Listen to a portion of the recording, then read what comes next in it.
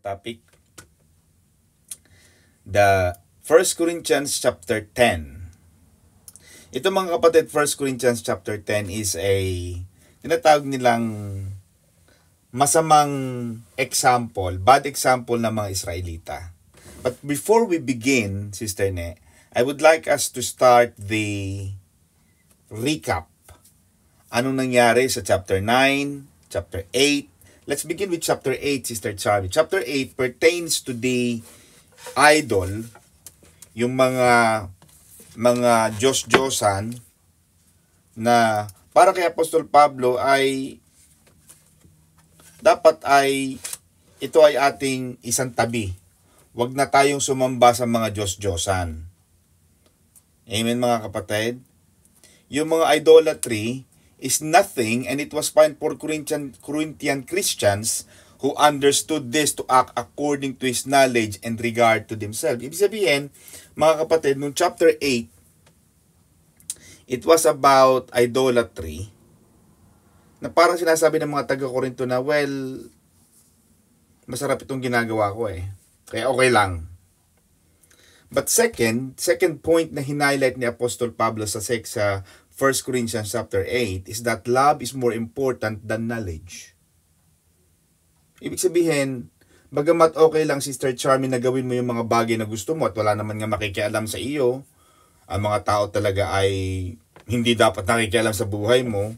Ganon din nung panahon ng mga taga-Korinto na alam nilang ang pagkain ng karne, eating the meat, sa panahong yon na mga inihandog sa Diyos-Diyosan ay okay lang sa kanila kasi masarap ang karne. So bagay ako, atin na hindi na kumakain ngayon ng karne, kaya nag-vegetarian na ako. Kaya ngayon ang handa nila lagi sa church, puro isda. At hindi ko na napapansin, Ate Millen, yung lasa ng karne. Basta isda, okay na sa akin. Kanina akin lunch is grilled fish. Pero nung unang panahon, Sister Chami, masarap ang karne sa mga taga-Korinto. Pero sinasabi ni Apostol Pablo, matatanda natin chapter 8 natin, ipinaalala ni Apostol Pablo na oo nga, masarap. At oo nga, sige, sabihin na nating tama, okay lang na kumain kayo ng mga karning inihandog sa piyestahan. Ngunit, sabi ni Apostol Pablo atine, kung iyang pagkain mo ng karne, Milen, ay magiging dahilan para madapa, para masilat, para mag-backslide, maunsyami ang ibang mga mananampalataya, huwag mo nang gawin. Yun ang sinasabi niya. Mas maganda bang pairalin mo na lang yung pag-ibig mo sa iyong kapatid at pag-ibig mo sa Diyos. You have to learn how to say no out of love to God and out of your love to your brother or your sister. Yun ang sinasabi ng 1 Corinthians 8. 1 Corinthians 9, nagpapatunay naman ito mga kapatid, ang kahalagahan sa mga Kristiyano to give up yung kanilang mga karapatan. Kasi minsan may karapatan tayo. Karapatan mo nga yan. Oo, karapatan mo. Pero sabi na po, karapatan ko rin Diba sinabi niya na nagtuturo naman ako. Ang dami-dami kong inopen ng mga churches. Karapatan ko na pakainin ako ng mga iglesia, ng mga churches, ng mga ministry na aking nasimulan. Karapatan niya yun Big letter K, atine. Karapatan niya. Pero pinairal ba ni Apostol Pablo ang karapatan na yon? Hindi. Nagtrabaho pa rin siya. Na pwede niyang pairalin yung K, yung big na karapatan na yon, pwede niyang pairalin yon pero hindi niya ginawa. Ganon din ang mga taga-Korinto. Karapatan yung kumain kasi pagkain yan Wala namang problema kasi pagkain. Pero sabi ni Apostol Pablo, pero kung yan ang magiging dahilan ng pagkakabuwal, mawala ang ating mga kapatid sa pananampalataya, madapa sila, mag-backslide, yung karapatan mo na yan, i-give up mo yan, alang-alang sa mas mahina mong kapatid na hindi nakakaunawa. Yun mga kapatid ang sinasabi ni Apostol Pablo sa chapter 9. And now, we go to chapter 10. Kaya pag nagbabasa tayo mga kapatid, kaya sabi ko nga sa inyo, pag manunod kayo ng pelikula, ng sine, huwag kayong darating sa gitna. Yung iba darating sa, parang sa church, Sister Cecil. Pag dumating sa church, oh, I love you with the love of the Lord, sila pa ang maraming dalang pang Sharon. Amen ba? Hindi na nila alam ang turing na pastor. Hindi nga kasi wala eh. Amen ba? Now, nandito na tayo sa chapter 10. So sabi ni Apostol Pablo mga kapatid sa chapter 10, basahin natin. Sa chapter 10, Corinthians chapter 10. Sister Charmy, ang ganda ng pagkakaupo mo diyan. Para kang si Imelda Marcos kapatid. Talagang friendly kapatid ng iyong pagkaupo. Napakaganda ng iyong pagkakaupo diyan. Talagang ikaw ay pinagpala ng Panginoon. 1 Corinthians chapter 10. Yan. Baka hindi yan. Thank you, Sister MJ. Sister MJ, welcome. Sapagkat hindi ko ibig. So nakita na natin kanina yung background at Milen, yung 8, 9, and then verse 10 na tayo ngayon. Sapagkat hindi ko ibig mga kapatid na hindi nyo malaman na ang ating mga magulang ay nangapa sa ilalim ng alapaap. At ang lahat ay nagsitawid sa dagat. So, Apostle Paul was reminding the people in Corinthians kung ano ang nangyari sa kanilang mga ninuno nung unang panahon. So sabi niya, I do not want you to be unaware that all our fathers passed through the cloud. Kasi yung kaya pangalan ng ating school, Sister Chami sa Batangas, Maranatha Shekinah. Yung apo na Timilen, Shekinah yata yun eh, o Sheka. Sheka ba Timilen? Sheka? Timilen, nakamute ka? Sheka, okay. Meron tayong kapatid na anak ni Kuya Rocky, pinsan naman namin din yon, Shekinah. Yung Shekinah na yon, Sister Charmy, it's a Hebrew word which means the Shekinah glory. Yung Shekinah glory na yun, yung kaluwalhatian ng Diyos na yun, ay lumilin sa mga taga-Israelita throughout their journey from Egypt to the Promised Land. Imagine mo, Atene, 43 years na naglakad sila. Hindi sila iniwanan yung alapaap na yun. No, mga kapatid, kung kayo nakarating na sa Middle East, ha? Yung mga hindi pa nakakarating sa Middle East. Ako mga kapatid, nakita ko ang Middle East, ang Qatar, Atene, ha? At mga kapatid, kung kayo ay nakarating na sa Middle East, malalaman mo na ganito pala katindi ang init. Mga kapatid, nag-stay ako dyan sa Qatar na siguro 1 month yata. Yung net ng basketball, mga kapatid, nagiging pulbura. Pag inilagay namin ng umaga, pagdating sa hapon, naku kapatid, parang pulbos. Ganong katindi. Tapos ang lawak ng disyerto nila. Disyerto, walang puno. Ate Milen, walang puno. Hindi ko alam sa Dubai siguro, sa Dubai medyo civilized, tsaka Abu Dhabi eh. Pero nagpunta ka ng Middle East, nung panahon yun, 4,000 years, kapatid. Talagang marami kang makakasagupa dyan ng mga tulisan. Marami kang makakasagupa dyan ng masasamang loob. Pero, ipinaalala ni Apostol Pablo sa mga taong to, sa mga taga-Korinto, hoy, tandaan nyo ha. Yung ating mga ninuno, lumakad sila, hindi sila iniwanan ng Shekinah glory, na habang naglalakbay sila from Egypt to the Promised Land. During the day, the cloud, yung ulap na yon, ay lumilim sa kanila sa kainitan ng araw. Amen mga kapatid. Sa init ng araw, Atene, we're talking about the exact Middle East. East. Sa gitnang silangan, mga kapatid. Sa atin, sa Pilipinas pa lang, wala naman, tayo, Southeast. Yeah. Atene, Southeast. Ngayon sa atin, pag wala kang aircon, kapatid, talagang talagang banas na banas ka. Hindi na uso ngayon sa atin pag wala kang aircon, hindi ka na. Tamo si Sister Sara, iyak nung patotoo niya nung linggo, na walang aircon. Mga kapatid, diyan ba ay masasabi ba nung ating mga magulo nung unang panahon, walang aircon? Nung aircon, may paypay, mag-abaniko ka. Ngayon, hindi na pwedeng abaniko, kapatid. Hindi pwedeng electric fan lang. Ang electric fan, ang init na rin ng buga. Kaya ang kailangan talaga aircon. Ang kalaban mo naman sa kaya aircon mo, kuryente. Oo. Sige, mag-aircon ka. Kaya ngayon, ang lakas ng kita ng mga mall. Kasi ang mga tao napunta na lang sa mall para magpahangin. Wala nang kinita ang mall. Lahat ng tao naka-standby, nakaupo. Wala namang kumakain. Amen ba mga kapatid? So mga kapatid, magandang alalahanin natin ang buhay nila noon. Kaya nakagaling ako dyan, Sister Cham. Sister Cham galing ng Saudi yan, galing ng Bidil. Pero ako kasi, nakita ko yun, my God. Ang disyerto, Atene, talagang disyerto. Walang kapuno-puno. Walang, siguro may puno isa, dalawa. Pero lahat ng matanong mo, Ate Milen, talagang wala kang makikitang kahit sasabihin mong masisilungan mo, mapupuntahan mo, makakainan mo, wala. And that was, we're talking about 5,000 years ago. Pero pinaalala ni Apostol Pablo sa kanila, yung ulap na yon naging payong nila, Sister Chami, sa sobrang kainitan ng araw, sa sikat ng araw. Sa Pilipinas ngayon, mga kapatid, sa Pilipinas na lang lumabas ka ng alas 11, alas 12, mga kapatid. Talagang sunog ang balat mo. And we're talking about the Southeast. Now we're talking about the Middle East, talagang Middle East.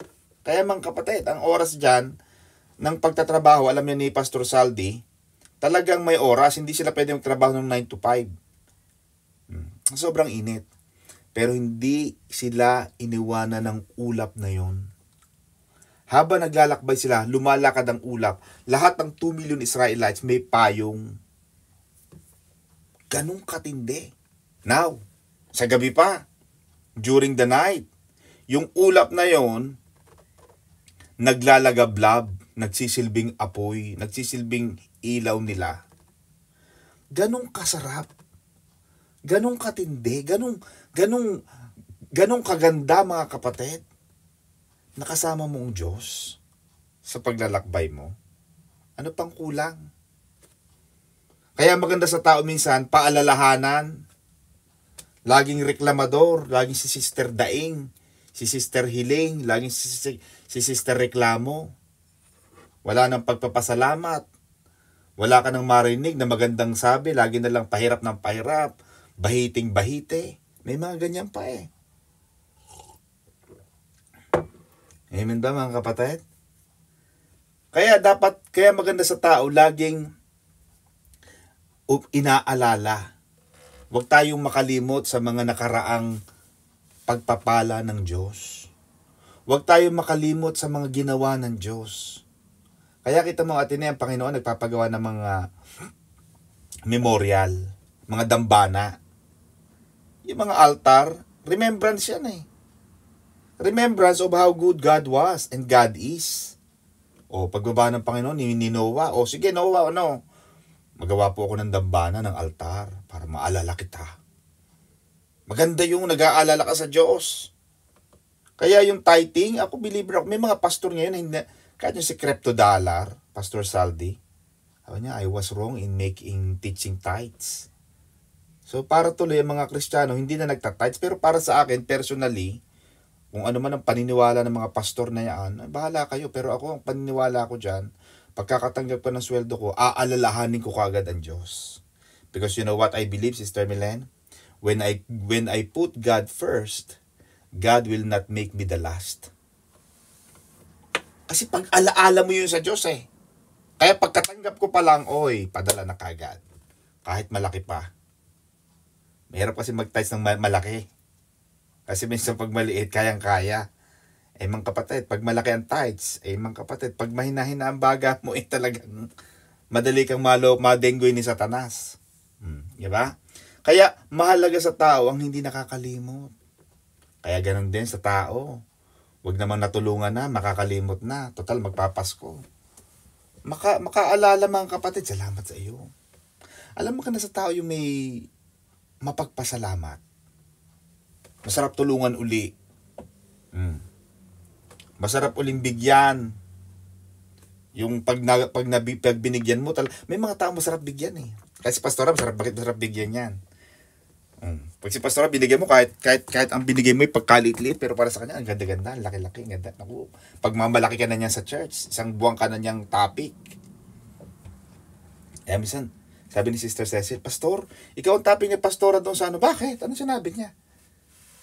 Si Pastora, alam mo naman ganun talaga siya. Pero kahit dahil masarap siyang bigyan, nagpapasalamat. Kasi ang Panginoon, kapag ikaw ay nagpapasalamat, magagawan ka niya uli ng mabuti. Pero kahit tayo, di ba? Pag yung binigyan mo, nilutuan mo ng pang-ulam, tapos hindi naman kinain. Binili mo ng damit, hindi naman sinusuot. Binili mo regalo, iniregalo din sa iba. Usong-uso ngayon yan. Yung iniregalo mo, makikita mo, ba't rin nandin bigay ka ko doon ay binigay din sa akin. O ibig sabihin, hindi mo gusto ang regalo. Amen ba mga kapatid? Kaya ako, pagkakatanggap ko, kagaya nito, may nagregalo sa akin ng Bulgari na perfume. Ay di, ilalagay ko yan sa aking Facebook profile. Hindi ibig sabihin, nagmamalaki ako, pero bilang pagpapasalamat sa nagbigay, biruin mo, nagbigay pa ng Bulgari. Diyos ko mga kapatid, di ibulgar mo na siya para Bulgara na. Nagpapasalamat, ganun din ang Panginoon. Kita mo ang Panginoon, gusto niya laging sinasabi mong glory to God. Ganun lang ang Diyos. Ang Diyos, pag nakita mo Ate Milen, ang dynamics ng Panginoon, God wants to be praised all the time. Ayaw ng Panginoon ng patagong pagpupuri. Ayaw ng Diyos ng ganon. Kaya kita mo tayo talagang para tayong lagi tayong maiingay. Kasi ang gusto ng Panginoon, naririnig ng lahat kung gaano siya kabuti. Glory to God. Hosanna to the King. Hosanna to the highest. Praise the Lord. Kaya may kanta tayong every praise is to our God. Kaya ako pag nananalo ako ng case, may mga natutulungan ako. May mga hashtag, glory to God forever and ever. Glory to God to the highest. Kasi ang tao minsan kailangang i-remind kung gaano naging mabuti ang Diyos. Pero mo si Sister Chami, wala namang kaalam-alam. Ang dating hawak lang ay map, timba, basahan. Pero mo ang patotoo niya niya, siguro last year yata, 2 years ago, Sister Chami, patotoo mo. Mga kapatid, may napasok sa akin 1,000 euro, 1,000 pounds, hindi ko alam po saan galing. 1,000 pounds, mantala 75,000 pesos, napasok sa account mo, hindi mo alam kung saan nanggagaling. Aba, mga kapatid, sino namang Poncio Pilato magdideposito sa'yo noon? Diyos yun. Siguro naman, Sister Charmy, alam mo na kung saan nanggagaling, pero at least, alam mo yung unexpected blessings. Di ba? Kasi walang obligasyon ng taong tulungan ka Pero yung may mga tao pa rin tumutulong sa'yo, maganda ma-remind ka. Yun ang ginagawa ni Apostol Pablo. Because yung cloud na yun, Ate Milen, na nagiging payong nila habang naglalakad sila sa kasikatan ng araw, wala kang makikita nagreklamo sa mga Israelita na Moses, bumalik na tayo sa sa Ehipto, ang init, wala kang ganun narinig, di ba? Naku, Moses, ang dilim dito, ang dami mga asong lobo, mga askal, wala kang narinig na ganung reklamo. Bakit? God was with them all throughout the journey. Because it was a constant and ready reminder of God's glory and presence. Yun ang pagpapaalala sa kanila na hindi kita iiwanan, anak. Hindi kita pababayaan. Bakit kailangan gawin ng Diyos yun? Bakit kailangan ng Diyos nandun ang Lord sa Ark of Covenant? Nandun, God made it sure na lagi niyang kasama ang kanyang mga anak. Every time they stop, God will always tell Moses, make me a tabernacle. It was not Moses who instigated, who asked God, Lord, gusto mo pagtayo kita ng bahay? Hindi. Mismong Diyos ang nagsabi sa kanya. God could have said, I'm with you in spirit. Kasi may mga kapatiran, Sister Cecil, na kapatid, kasama mo ako sa spirit. Ano ga mga Kasama sa spirit, di kayo naglalakad-lakad, kami naglalakad na physical, ikaw ay spirit. Diyos yun. Pero tayong kasama natin sa spirit, mga kapatid, pagpapaalala, bro mo, hindi ka pinabayaan ng Panginoon. Tayo, nasa iba't ibang bansa. Bro mo, hindi tayo. Sino tayo, Ate Ne? Sino tayo, Ate Milen? Tayo ko yung mga anak ng mga sikat na mayor at mga gobernur. Si Sister Charmy, si Sister Cecil, si Sister Juliet. wala tayong sinabi. Because God was good to us, not because of who we are, but because of who God is. Ganun ang nature niya eh. Mabait siya. Wala sang titingnan kung ikaw man ay sikat, ikaw man ay may connection, ikaw man ay may pinag-aralan. Pero God will give you a favor not because of what you have done, but because to show you of how good He is. Ganun siya. Kaya inire-remind ni Apostol Pablo sa kanila na ito ang nangyari. Educated siya eh. Nag-e-educate siya. Ganun din tayo mga kapatid. Kailangan alalahanin lang natin ang Panginoon. Ay, may problema ako ngayon. Ay, hindi. Hindi ako pinabayaan ng Panginoon noon. Ngayon pa. Diba? Kaya yung mga problema minsan dumarating sa atin, pagpapatibay. Hindi ka para panghinain ng Diyos. Sinasabi ng Diyos sa'yo na, okay, may problema number 2. Lord, hindi mo nga ako pinabayaan sa problema number 1. Siguro, ang dami-dami ng problema ang pinagdaanan. Tas ngayon ka pa susuko? Hindi. Pinapalakas ka ng Diyos. Amen ba? At para malaman mo lalo, atine, na dakila ang Diyos. Para makita mo na dakila siya. Kasi kung wala kang problema, wala. Boring ang buhay. Kasi wala kang pinaglalaban. Lahat, pinaalala ni Apostol Pablo mga kapatid, na lahat ay dumaan sa tubig. Dumaan sa gitna ng Red Sea. At nakita nila ang mahiwagang kapangyarihan ng Diyos na hinawakan ang pader ng tubig. Bro mo, paghihip ng Diyos, nakahold ang side. Ganong katindi. Tumatakbo, nakikita nilang gumagalaw ang tubig, but the hands of God were holding the walls of the sea so that they could cross on the dry ground. Ganong kabuti ang Panginoon. Kaya mga kapatid, kanina bumili ako ng binili akong gamit sa kabila. May bagong office, sa office kong bago. Tumawid ako ng kalsada. Sabi nung, may isang magtitinda daw na timili na, may isang shop na mga Iranya. Sabi niya, what's your name? My name is Don. Okay. Are you from where? From the Philippines. Oh, you know what? Philippines? When I say Filipino, it's easy to identify. But you? It's very difficult. You're not Filipino. You're not typical Filipino. Because kasi naka-necktie ako atene, naka-suit. What are you doing? Are you a doctor or are you a lawyer or are you something? Look, I'm a lawyer, I'm an attorney. Now, you see, I'm right. But behind that atene, I was reminded of who I was. Sabi ko, Panginoon, galing Panginoon, di ako nakaganto lang ako, pero, galing na ako sa Nyuga, galing na ako sa Balok-Balok, galing na ako sa Kalawang. Kaya, Sister Cecil, ang lugar namin, ang pangalan, Kalawang. At alam natin ang Kalawang, yan ay Kalawang. Diba? Ang minsan ang nalabas sa tubig namin, Sister Charmy, pag ikaw ay nagbomba, talagang Kalawang. Kaya may mga researcher nagsasabi na sa ilalim ng lupa namin sa Kalawang, sa lugar namin, maraming mga bakal na itinago ang Hapon.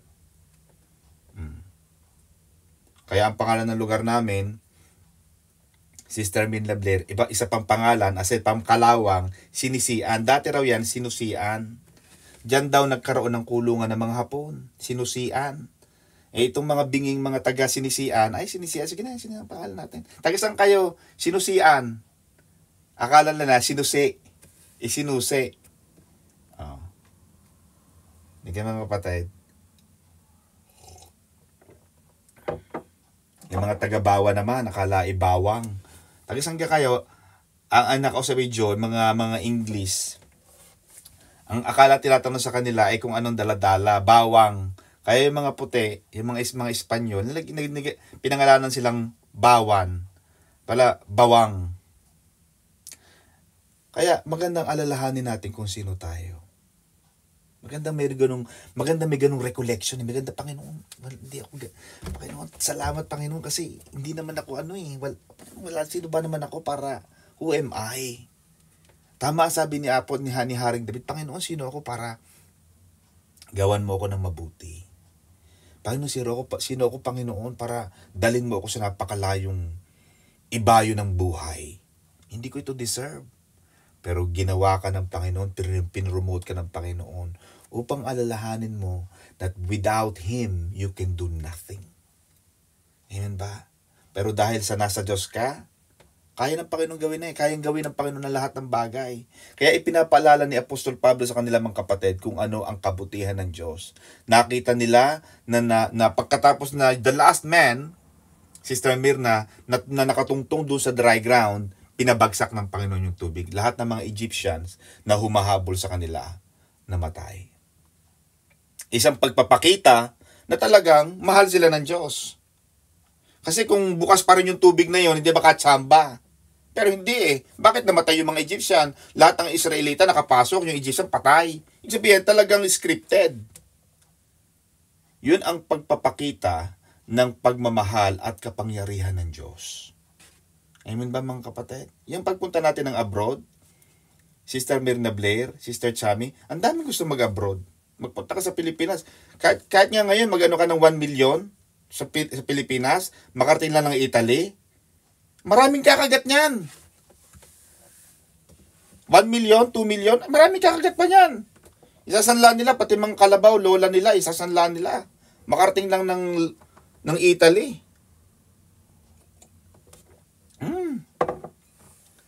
Pero Sister Chami, kahit magsangla, ano kang isasanla mo? Wala ka namang pansanla. Ni ang lupa mo sa paso, baka nga paso, wala ka pa. Pero ngayon, kita mo Sister Cecil, ngayon. Kaya pag nakita mo yung throwback, kaya maganda yung throwback before and after. Yung buhay mo dati at buhay mo ngayon, ang layo, milya-milya ang ginawa ng Diyos sa atin. Kaya pagka may problema dumarating sa'yo, alalahanin mo lang kung papaano naging mabuti ang Diyos sa buhay mo. Kung papaanong hindi ka pinabayan, yes, you will pass through. Dadaan ka sa disyerto at gano'n na nangyari sa mga Israelita. Dumaan sila sa disyerto, pero pinabayaan ba sila ng Diyos? Iniwanan ba sila ng Diyos? Wala. Minsan nga, may makakasalubong silang kingdom. Sasabihin na pa, hindi, ano ko na yan, talo ko na yan, punta na lang kayo dyan, kumanta na lang kayo. Yung Tower of Jericho, yung Fallen of Jericho, di ba? Meron tayong gano'n na the Tower of Jericho, yung pagpunta yung pagbagsak ng Jericho. Di ba ang ginawa nila, kumanta lang sila? Saka makakitang lalaban ka ng kaharian. Ngayon kasi lalaban ka ng China, kailangan mag-ano ka ng mga nuclear war, mga nuclear weapons, kailangan mga high technology ang iyong mga warfare, ang iyong mga airplane, iyong mga tank. Kailangan talaga handa ang iyong mga tao. Pero hindi. Dadaan ka doon sa Jericho, dadaan ka sa Mount Sinai, pupunta ka ng Promised Land, ang kalaban mo mga higante, kakanta ka lang. Yun ang ginawa ng Panginoon Ginawang katatawanan ng Panginoon yung kalaban. Yung Syrian. Di ba? Sabi pa ng Panginoon at Timilen, pinersonal ng Diyos ang hari ng Syria. 185,000 in one day. Nagpadala ang Panginoon ng isang anghel lang. One angel killed 185,000 Syrians. Walang ginawa ang mga taga-Israelita. Hindi gumalaw. Panginoon, pupunta kami dito, malalabang kami, takot na takot kami. Paano pong gagawin namin? Sabi ng Panginoon, sige, lusob. Go, and you will recover. Alam na ng Diyos. Kaya yung katapusan natin tagumpay. Dapat ang iyong pananalig sa Diyos, ang ending ng buhay mo, laging maganda. Kasi nakasulat na, scripted na ang buhay mo. At kung makikita mo lang sa iyong palad at timilen, ang ending ng buhay mo maganda. Kasi yun ang plano ng Diyos Sabi ng Panginoon, what I have planned for you is to give you hope and to give you a better future. Amen ba mga kapatid? Kaya pagpapaalala yun na mahal tayo ng Panginoon. Ano pa? Kumain sila ng mga spiritual food. Wala namang tindahan ni Ate Ana. Wala namang mga bakery noon. Bigla nang lalagpak sa langit yung mga tinapay na may mga keso. Ang sarap. Hindi nila alam paano nabubuo yun. Gumawa ang Diyos ng tinapay. Gumawa ang Diyos ng tubig. Nasa gitna kayo ng disyerto. Saan ka kukuha ng tubig dyan? Wala namang mineral water. Wala namang mineral water station. Pero hindi, paghataw ni Moises sa bato, nandiyan ang tubig. Di ba? Doon nila na-discover, Sister Mirna, yung Jehovah Rapha, the God that heals. Kasi pagpunta nila doon sa isang ilog sa Exodus, sa book of Exodus, kung matatandaan nyo ito mga kapatid, meron doon na ang pangalan ng lugar at Milen, Mara, mainit, mapait na tubig. Kaya si Naomi, di ba, nung bumabalik siya sa Jerusalem, tinatawag siya, Naomi! Uy, si Naomi nandyan na, oh. Sabi ni Naomi, hindi, huwag niyo akong tawagin Naomi. Mara ako. Hindi na yun ang pangalan ko kasi mapait na ako eh. Yung Mara na yun, Sister Chami, naalala ng Israelita, dahil uhaw na sila, maraming nagkasakit. Pagtawag nila kay Adonai sa Diyos, nagpakilala ang Panginoon ng another character of His nature. I am Jehovah Raphowi. I am Jehovah Rapha, the God that heals. Ang dami. Kaya makikita mo sa bawat sitwasyon natin pag tinignan mo ang buhay ni Abraham, lahat ng characters ng Diyos, Ate Milen, doon nila nakilala ang Panginoon sa panahon ng mga problema. Papatayin na sana ni Abraham si Isaac, pero nag-provide ang Panginoon ng isang tupa, isang hayop na ihahandog niya. And that mountain, the Mount Horeb, was called the Jehovah Jireh, the God who provides. Sa lahat ng problema, diyan nagpapakilala ang Diyos. Diyan mo makikita ang tibay ng Diyos. Diyan mo makikita ang kapangyarihan ng Diyos. Kasi pag wala kang problema, pag lagi malo ng problema, hindi mo nakikita Hindi mo nakikita ang kinang ng bituin. Hindi mo nakikita ang kinang ng tala kapag may araw. Doon mo makikita ang liwanag, ang taglay na liwanag ng isang tala, ng isang bituin, sa isang napakadilim na lugar. Ganon din ang Panginoon. Uminom sila sa spiritual rock. At mapapansin mo, dito sabi ni Apostol Pablo Atene, for they drank of that spiritual rock that followed them. Ibig sabihin, and that rock was Christ. Apostle Paul said na yung hinampas ni Moises, Diyos yun Kaya bakit sinumpa bakit si Moises, bakit hindi nakapasok si Moises sa Promised Land? Yun ang dahilan actually Ayaw ng Diyos na hampasin mo si Jesus. Minsan lang dapat hampasin si Jesus. Sabi ng Panginoon, speak to the rock. Kasi ang kausap mo, Diyos Kaya yung paghampas kay Jesus nung namamatay na siya sa New Testament, grabe yun. You are lambasting, you are killing God. Ayaw ng Diyos ng ganun Yung ibang tao, okay lang na lumaban, okay lang na humampas sa Diyos. Kasi kalaban Pero tayo mga anak ng Diyos, sabi ng Panginoon, makipag-usap ka sa bato kasi si Jesus yan. Pinatunayan ngayon ni Apostol Pablo na yung rock na yun, si Jesus yun. Si Moises, hindi nagsalita, hinampas 2 beses pa. Kaya yung hindi pagsunod ni Moises na yun, disqualified him to enter to the Promised Land. Sinundan sila ng bato Ibig sabihin, meron na silang cloud sa araw, meron na silang ulap sa araw, naging payong nila, bubong nila. Lumalakad ang araw, lumalakad sila. Paggabi, meron silang flashlight, meron silang apoy. Meron silang tubig, meron silang tinapay, meron silang pugo, di ba? Pinaglumipad pa ang mga pugo, may mangkarne pa sila, kompleto Ricardo sila. Wala na silang may kukomplain sa Diyos. Sinundan sila ng batong buhay. Sabi ni Apostol Pablo, that rock was Jesus Christ. The presence of Jesus Christ with them in the wilderness. Kaya mapapansin mo, dyan nagalit ang mga Muslim kaya mapapasabi ng mga Muslim, hindi Jesus never mentioned that He was God. Pero tinignan mo, if you are really a scholar, You will understand why did people kill him. Because Jesus said, before Abraham was, I am. Makikita mo ang the power of I am, Ate Milen. When Moses was asking, Lord God, sino po kayo? What name shall I tell them that I can speak to the Pharaoh? Sinong pangalan? Anong pangalan na sasabihin ko na nagsugo sa akin? Lamang basta ako pupunta doon sa hari ng Ehipto para sabihin ko na, hey, nandito ako. Kailangan lumabas ng mga Israelita? Hindi. Nagtanong si Moises sa Panginoon, Panginoon, sino po kayo? Ano po ang pangalan na sasabihin ko sa Paraon na nagsugo sa akin? Who are you? Ano sabi ng Moses? I am who I am.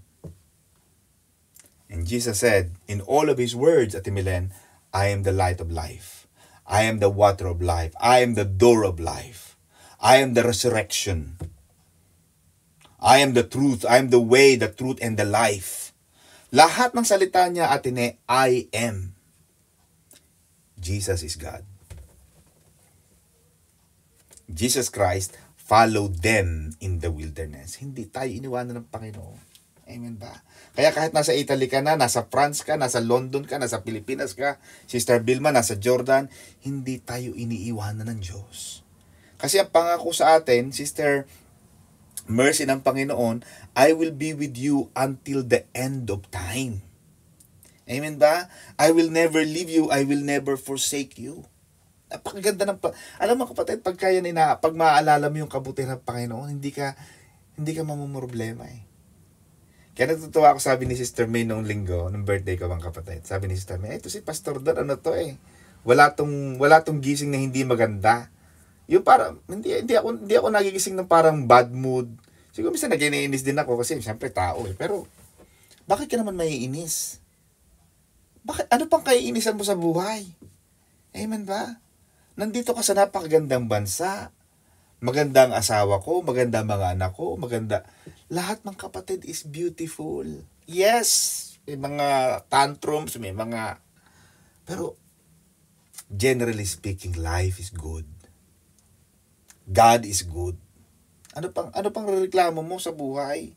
Amen ba? Huwag ka nang mag-inarte dyan, mga kapatid. Hindi kayo iwanan ng Panginoon. At kung paano itong batong ito na sinusundan ng mga Israelita habang lumalakad sila sa loob ng 43 taon, 43 years na naglakad, mga kapatid. 43 years. Tayo nga nakasakay na sa aeroplano, Ate Ne. 14 hours lang talaga ang puwit natin tagtag na. Gusto mo nang makabalik, gusto mo nang 14 hours ka pa lang, te. Ha? Ito, 43 years, naglalakad, wala silang sasakyan. Pero ni minsan, hindi sila iniwanan ng Panginoon. Si Pastor Saldi, hindi iniwanan ng Panginoon. Maraming mga himala ang ginawa ng Panginoon. Kaya, makikita mo ang Panginoon, He works mysteriously. At pag nakita mo lang ang kabutihan ng Panginoon, alam mo lang yung katangian ng Diyos, naku mga kapatid, sasabihin ko sa inyo, hindi magbabago ang pag-ibig mo sa Diyos. Anong may gaganti natin? Itong pagpipress lang ng link. Yun lang. Kaya tama sabi ni Sister Arlene ito lang ang may gaganti namin sa Panginoon Hindi ka nga pinagde-day off. Ang iba nga nagtatrabaho pa ng linggo. Si Sister Ne nga nagluluto, nag-EMC. Hindi matapang ang Diyos. Amen ba? Hindi mahigpit. Masarap kasama ang Diyos. Amen ba mga kapatid? Dahil ang Panginoon gusto niya mag-enjoy tayo. Kaya mapapansin mo, Sister Cecil, anong unang himala ng Diyos? Sino nakakaalam? Sige. What is the first miracle of Jesus? Sa wedding, anong ginawa ng Diyos, Sister Cecil? Biron mo. Ginawa ng Panginoong alak. Hindi ginawang Coke. Hindi ginawang Pepsi. Pwede niyang gawing Pepsi Pwede niyang gawing tea o kape. Pero bakit ginawa ng Panginoon na alak? Dahil ang gusto ng Diyos, mag-enjoy. Masarap kasama ang Diyos, mga kapatid. Di ba, Tine? Kasi ang alak, mampasaya Tabang Kuya Efren, pagka nakainom, ang saya. Di ba? Kahit yung mga hindi mo nakakanta, mga parang saya mo, parang ang lakas. Kasi pampasaya siya Yung alak, pampasaya. Kaya mga tao, pagka nakain ng alak, hype. Di ba? Pag nakakain ng alak, para kala mo hindi makabasa. Nako, pag hindi nakainom, kala mo hindi makapasak pinggan. Pag nakainom na, lahat ng pinggan, bakal.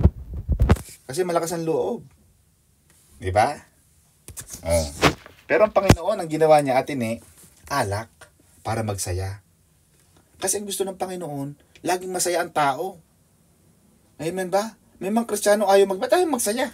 Ano bang kinakanta natin? Ang buhay ng Kristiyano ay masayang tunay. Masaya pala, di magsaya ka. Ang sabi ni Haring Solomon kahapon sa ating Bible study, habang may buhay, magsaya. Bakit? Pag namatay tayo, marami ng kadiliman, ang panahon ng kadiliman ang maaalala mo. Pero habang buhay ka at masaya at pwedeng magsaya, magsaya ka. Amen ba mga kapatid? Pero ito na ang pinaka-bottom line mga kapatid. Doon sa gitna, Sister Ne, doon sa gitna ng mga nangyari, maraming himala, maraming kapangyarihan, maraming mga hindi natin inaakala mga bagay na gagawin ng Diyos, ay ginawa ng Diyos. Pero ang sabi ng Apostol Pablo, but with most of them, God was not well pleased. Hindi masaya ang Diyos. Sa dami ng blessing, sa dami ng mga privileges, sa mga nangyari sa mga Israelita, pero hindi naging masaya ang Diyos sa kanila. Bakit? Wala silang pagpapasalamat. Kasi may mga taong ang dami-dami ng blessing pero parang wala pa rin. Ang sarap iumpog sa pader. Alam mo, nakarating na ng Italy. Kumusta na? Ito, pahirap ng pahirap. Ito, ganun pa rin. Ay, bumalik ka na kaya ng Anilaw, magtulak ka na lang ng alon doon. Bumalik ka na lang kaya ng Sinisian, magtinda ka na lang at timilin uli ng pagkain. Tingnan mo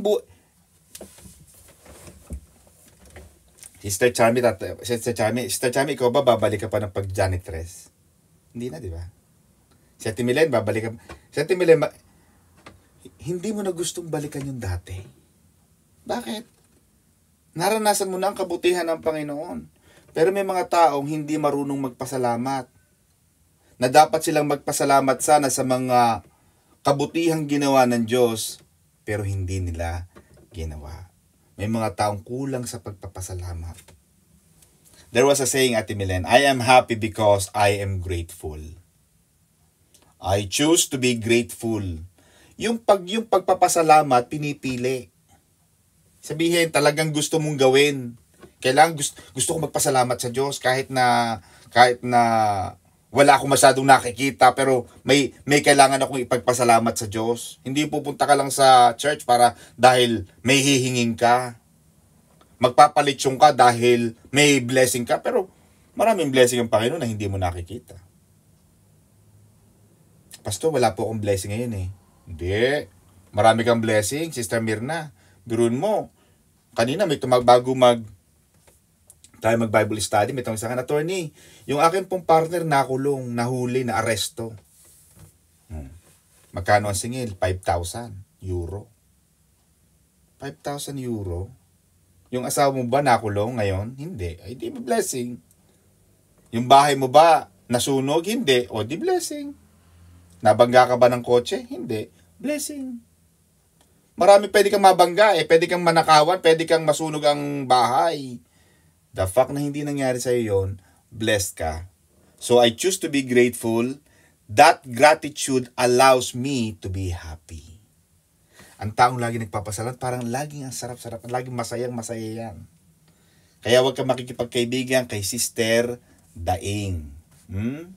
Si Sister Daing, lagi yung dumadaing, laging hirap na hirap. Laging ang kanyang emoticons laging ganon, tik, parang nakasimangot. Amen ba? Kasi ang marami sa kanila, hindi nakapasok. 2 lang. Kaya mapapansin mo, 2 lang sa lipi ni Israel ang nakapasok talaga sa promised land. Lipi lang ni Joshua and ni Caleb. At yung mga bata. Kaya mapapansin mo, pag binasa mo Ate Milen ng Bible, sabi ng Panginoon sa mga, Moises, yung mga bata, bihisan mo sila. Lagyan mo ng mga magagandang earrings, lagyan mo ng mga muebles, ng mga kwintas, pagandahin mo yung mga bata at maglingkod sila sa akin, kumanta sila sa akin. Alam mo ba, Sister Mirna, based on historical account, yun lang mga bata and Joshua and Caleb tribe ang nakapasok sa Promised Land. Bakit? Yung matatanda at Milen na apektuhan nung 10 spies. Yung mga naniwala sa 10 tiktik na hindi tayo makakapasok ng Promised Land dahil mga higante ang kakalabanin natin. Yung mind nila polluted na eh.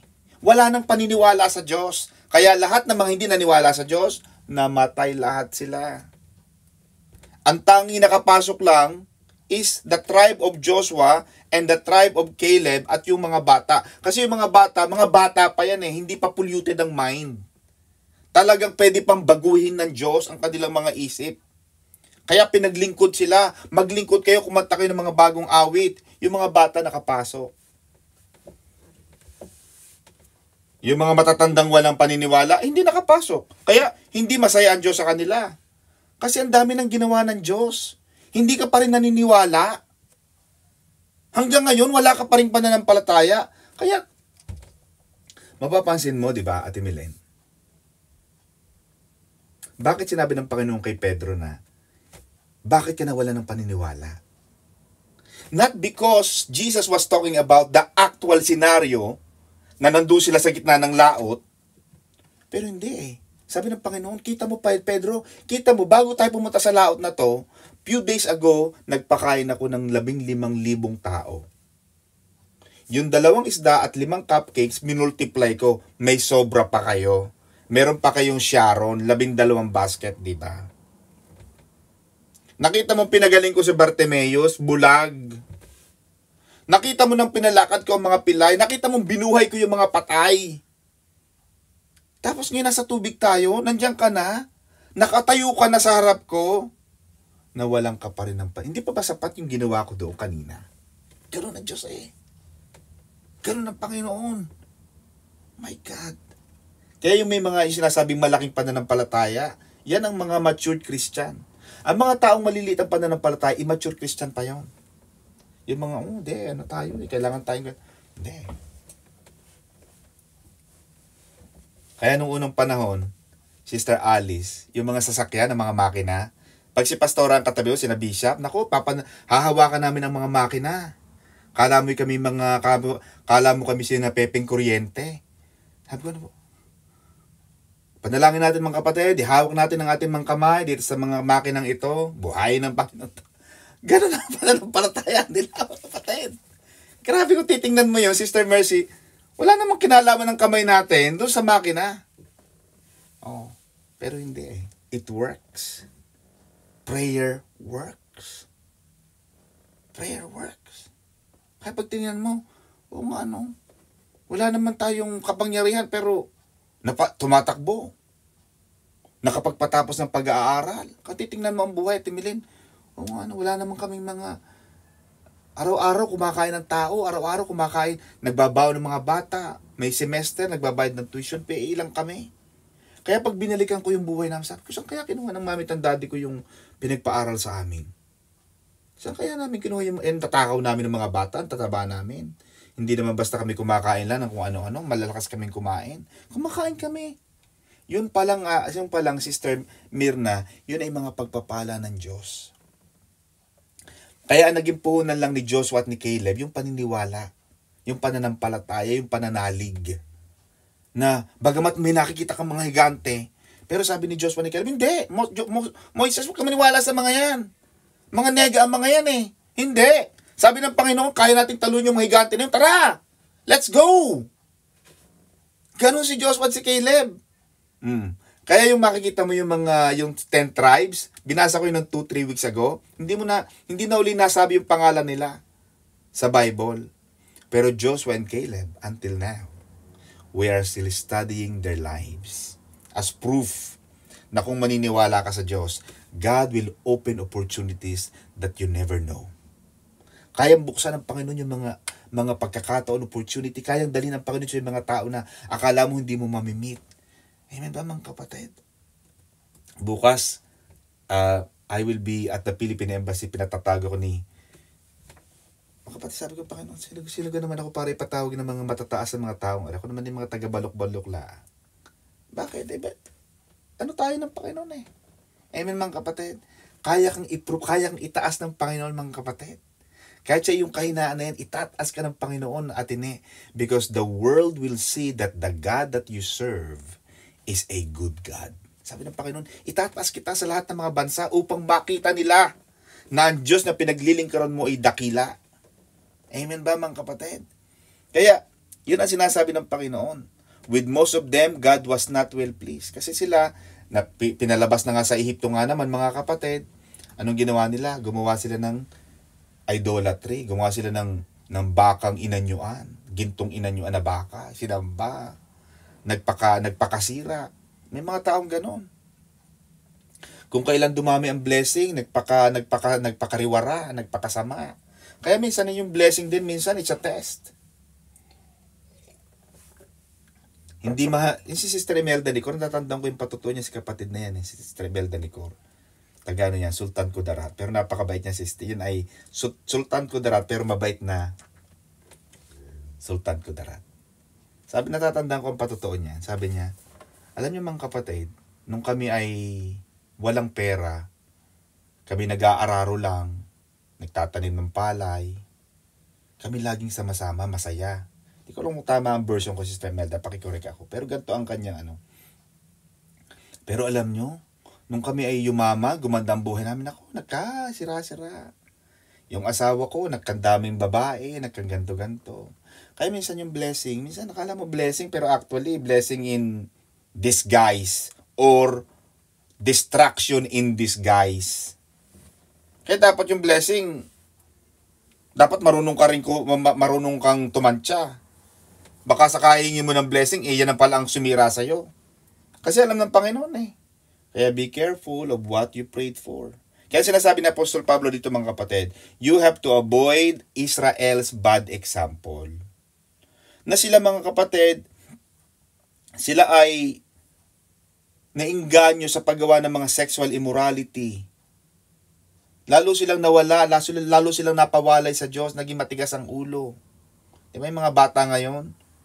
Pagsunod sa layaw, Jeprox. Amen ba? Wag mong yung mga bata, kung kaya mo mang bilhin ang gusto nila, pero wag mong ibigay sa lahat sa kanila dahil baka sa kadami mong kabigay-bigay, lalo silang mawala sa tamang landas ng buhay. Kaya sabi na Apostol Pablo, now these things became our example. We can and should and learn from Israel's failure in the wilderness. Nag-fail sila eh. Pinakita na ng Diyos sa kanila lahat yung kapangyarihan ng Panginoon eh. Pero nag-fail pa rin sila.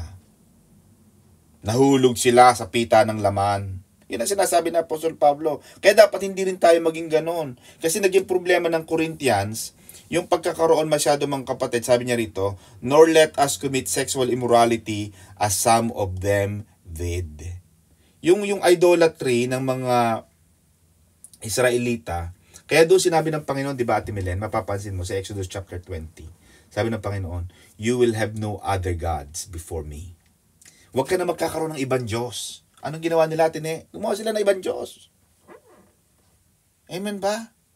Nagkaroon sila ng kabit, nagkaroon sila ng kirida. Ayaw ng Panginoon ng ganon. Isa lang. Yun ang nangyari. Ito ang nangyayari ngayon sa buhay ng mga taga-Korinto. Na sa kagandahan ng buhay nila, marami silang naiisip na hindi maganda. Amen ba? Kasi marami sila eh. Kaya maganda sa tao nung unang panahon, wala tayong kuryente, walang internet, walang washing machine. Amen ba? Walang mga microwave, lahat niluluto, Sister Mirna. Pati kape niluluto, binabayo, o tinatahipan. Amen ba? Alam mo yung tahip, nagtatanggal ng mga buto. Yung isda, kinakaliskisan. Ngayon kasi pag binili mo, wala nang can you remove lahat madali na eh. Pero nung unang panahon, napakaganda. Simple ang buhay. Wala tayong naiisip na masama. Nung unang panahon, wala mga laklak. Wala mga password, ang padlock, hindi nga natin kilala ang susi. Minsan, pagka nalagyan ng kaunting kawit na ganoon, yun na yun. Amen ba? Ngayon, hindi na pwede. Maraming magnanakaw. Ngayon, pag umuwi ka nga sa kanila, hindi mo kilala ang tao lahat. Minsan, ang dami ng dayo. Hindi mo na alam kung sino nang galing. Nakakatakot. Bakit? Ang dami na eh. Kaya, mga kapatid, sinasabi rito na yung mga taga-Corinthians ay huwag magkaroon ng problema sa kanilang sexual immorality. Huwag tayo magkaroon ng pangalawang Diyos. Huwag tayong palipat-lipat. Huwag tayong magkaroon ng ibang Diyos maliban sa Panginoon. Amen ba? Ano pang mapapag-aral natin mga kapatid? Konti na lang. Last 3 minutes. Ito pang sinabi ni Apostol Pablo mga kapatid. In verse 11 to 13. At matatapos ako rito mga kapatid. Nihuwag din kayong mga bulong-bulungan. Yan, mahirap din yung pabulong-bulong. Yung Sister Chami inuutosan, tapos, lagi na lang utos ng utos. Lagi na lang may May mga taong gano'n, mahilig bumulong-bulong para nakipag-usap sa sarili nila. Tapos na naman si Florante at Laura, si Sisa. Alam mo si Sisa, yung gano'n, yung nakikipag-usap sa sarili niya, kinakain yung mga langaw. Yung nagbubulong-bulong, pag inutusan mo, magluto ka na! Lagi nila ako niluluto. Kala may may mga katulong din. May mga ganun pa bulong-bulong. Ang sarap lagyan ng siling labuyo ang bibig. Nako mga kapatid, kay Pastoray, huwag kayo makakabulong-bulong. Ay makakarinig kayo. Talagang Kaya sabi na Apostol Pablo, nihuwag din kayong mga bulong-bulungan na gaya ng ilan sa kanila na nangagbubulungan. Yung bulong-bulungan, yung mahilig magmurmuring, bubulong-bulong, lagi nang kala may kinakausap. Ikaw kausap mo din yan? Wala ho. Sarili ko. Di ba mga kapatid? May mga tao nakikipag-usap sa sarili. Huwag kayong bubulong-bulong, mali yun. Amen ba? Ang mga bagay na ito ngayon nangyari sa kanila na pinakahalimbawa at pawang nakasulat sa pagpapaalala sa atin ng mga dinatnan ng katapusan ng mga panahon. Sabihin, alam mo Sister Mirna, ang pinakamagandang example, yung buhay ng ibang tao. Huwag mo nang gawin yung ginawa nila. Kasi alam mo, bumagsak sila dun eh. Amen ba? Sister Juliet, alam mo pinakamagandang paalala sa isang Kristiyano? Yung kasabihan na ang pagsisisi ay nasa bandang huli. Yun ay kasabihan ng mga nasa sanlibutan. Ang Kristiyano, ang pagsisisi ay nasa bandang una. Mga kapatid, alam mo nang babagsak ka eh. Parang paru-paro. Parang yung langaw, Sister Mirna, yung insekto, yung lamok, yung bubuyog. Alam niyang siya ay masusunog, gusto pa niya lumapit. Lumapit doon sa apoy. Tinitest niya ang init, ang sarap. Alam niya nang mainit, alam niya masusunog siya eh. Pero palapit pa rin tayo ng palapit. Tapos alam mo ang prayer ni Bubuyog, Sister Charmy, Panginoon, tukso, ilayo mo ako. Paano ka lalayo? Ikaw ang lumalapit na bubuyog ka. Ikaw dapat ang lumayo sa tukso para hindi ka masunog. Bakit? That is wisdom. Wisdom knows that pain will kill you. Alam mo na agad na mangyayari, babagsak ka eh. Lumayo ka na. Hindi na dapat i-memory yan. Amen ba? Ano pa ang sabi? Kaya't ang mga akalang siya'y nakatayo, mag-ingat na baka mabuwal. So yung mayayabang na mga tao, abay kapatid, mag-iingat-ingat ka. Kaya pag may mga bumabagsak, huwag ka agad pula ng pula. Si sister. Si brother. Sige. Baka ikaw naman ang subukan. Kaya sabi ng Panginoon, huwag kang manghusga ng kapwa dahil in the same tenacity, in the same test, in the same trials that they have, you will suffer the same trials and life will be a witness how you respond. Baka pag sinubukan ka sa ganung klase ng problema, baka mas grabe pa ang labas ng sayo. Kaya mahirap. Kaya sabi na Apostol Pablo, kaya't ang may mga akalang siya'y nakatayo, mag-ingat na baka mabuwal. Hindi dumating sa inyo ang anumang tukso, kundi yaong matitiis ng tao. Yan naman ang sabi ni Apostol Pablo. Therefore, no temptation has overtaken you except such as is common to man. Sister Cecil, walang pagsubok na darating sa buhay natin, sabi ni Apostol Pablo at sabi ng Bible. Walang pagsubok na darating sa buhay mo na hindi kaya ng tao. Kaya ang isang Kristiyano dapat hindi nagpapakamatay. Huwag kayong iinom ng lason. Huwag kayong tatalo sa 30th floor. Huwag kayong magbibigti.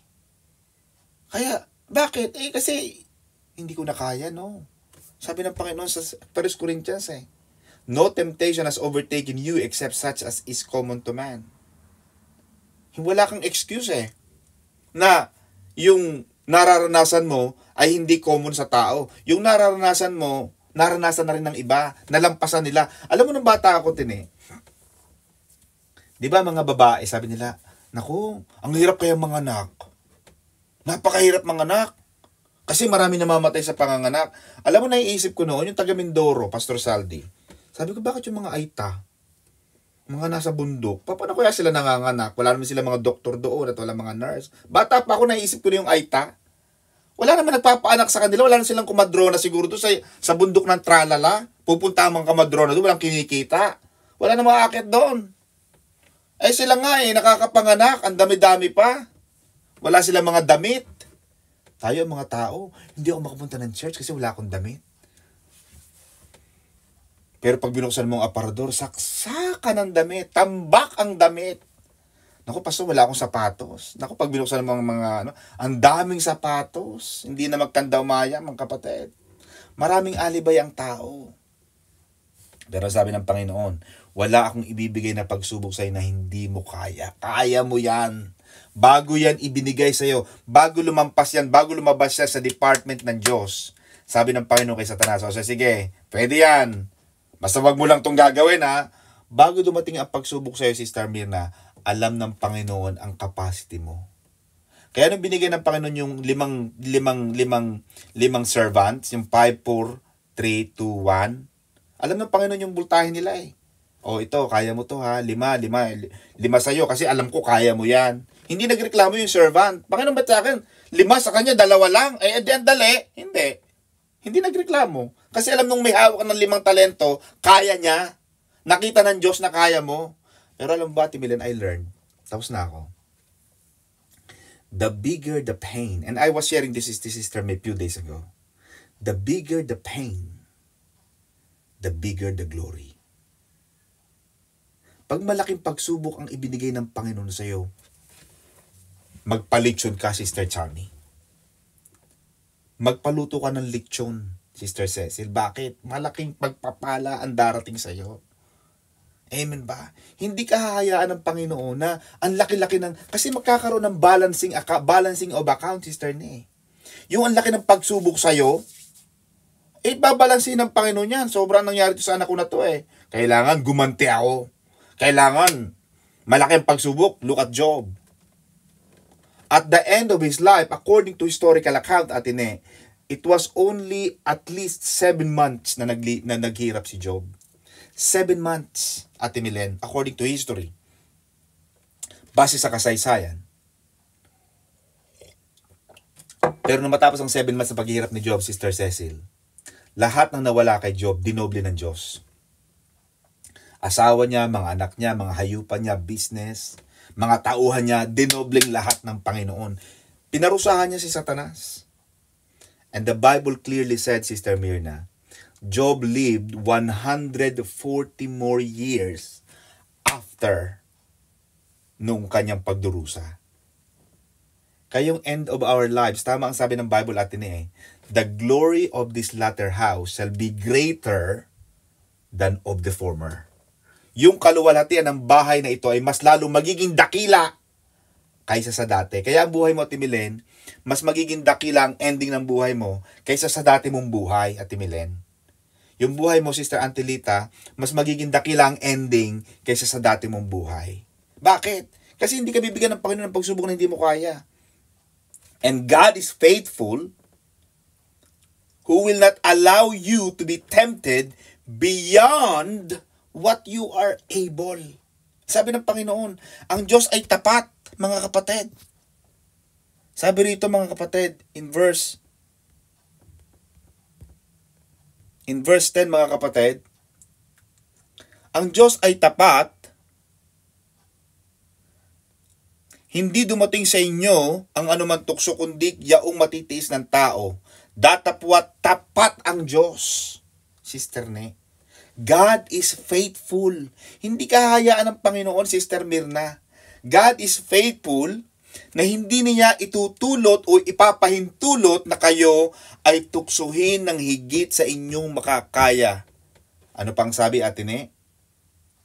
Look at this, Ate Melen. Konti na lang. Mga kapatid, pag na-excite talaga ako sa kabutihan ng Panginoon, hindi ako makatapos eh.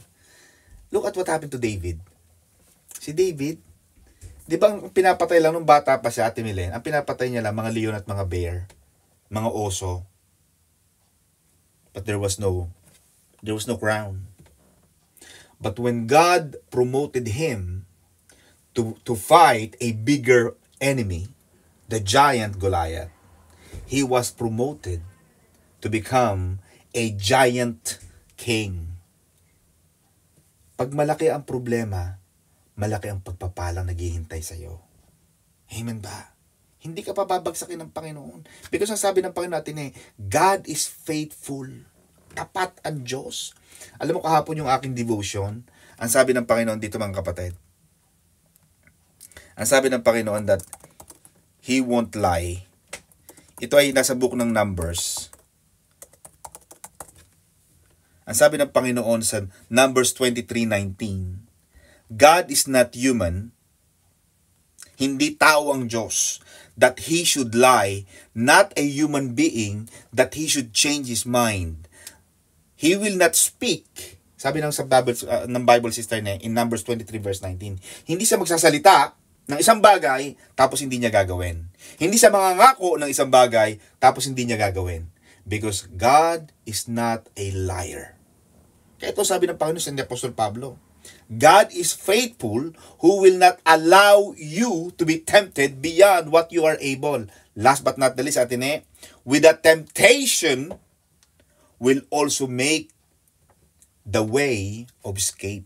Doon sa mga pagsubok na yon, Ate Milen, sabi ng Panginoon, kundi kalakip din ang tukso, ay gagawin naman ang paraan ng Diyos. Gagawa ang Diyos ng paraan upang ito'y inyong mapagtiisan at malampasan. Diyos din ang gagawa ng paraan. Kailangan lang piliin mo yung paraan ng Diyos. Mga kapatid, ano ba ang paraan? Nahihirapan ako ano ba ang paraan ng Diyos? Edi pumunta ka ng church. Pastor, parang hindi ko na kaya. Go to church. Go to church. Meron tayong kapatiran isang araw, yun nga, nasa ibang bansa. Siguro narinig nyo na itong kwentong ito. Nako, Ate Ne, hindi mapauwi. Hindi pinapauwi ng Middle East. Kailangan kong tawagan dito, Ate Ne, ang ating mga kaibigan dito sa Philippine Embassy London. Ma'am, meron to kaming kapatiran. Anong pangalan ni Attorney Magsino? Ito po ang pangalan. Akin ang passport. Ay, buron mo yun. Sister Eugenia, hindi mapauwi. Nasa Middle East, hindi mapauwi. Ayaw pauwiin dahil walang exit visa. May mga exit visa pa pala diyan, Ate Milen. Akala ko naman parang Pilipinas din. Akala ko parang Italy lang. Nabibili ka lang ng ticket. Ito palang Saudi ay may mga exit visa pa. Buron mo yun. Iyak siya. Attorney, pastor, gusto ko na pong umuwi dahil ganto. Sige, gagawa tayo ng paraan. Manalangin tayo. Alam mong iniwanan ko sa kanya, Sister Charmy. Sabi ko sa kanya, pag ikaw ay nakauwi ng Pilipinas, bumalik ka sa Diyos. Go back to God. Walang magagawa sa iyo ang tao. Walang magagawa sa iyo ang tulong ng tao. Ang tanging makakatulong sa iyo sa panahon ngayon ay ang Diyos. Sige, manalangin tayo. Nanalangin kami. Tinawagan ko yung sa Philippine Embassy. Sabi ko, ma'am, ako po may lalapit sa inyo. Ano yun, attorney? Meron po kaming kaibigan na nasa Middle East na hindi po makaalis. pinipigilan po siya ng polo ng Philippine Embassy sa Middle East. Wala na po siyang hindi na po siya kumakain doon. Attorney akin ang pangalan. Di kinabukasan natin sabi ko, ma'am, kayo na po ang bahala dyan. At sige, attorney, titingnan ko kung ano magagawa ko. Alam mo, kinabukasan natin, Milen, kinabukasan. Yung taong yun na tumawag sa akin na hindi makauwi, attorney, pastor, hallelujah, glory to God. Tumawag ho sa akin ang consulate ng Middle East. Pastor, on the way na po kami sa airport.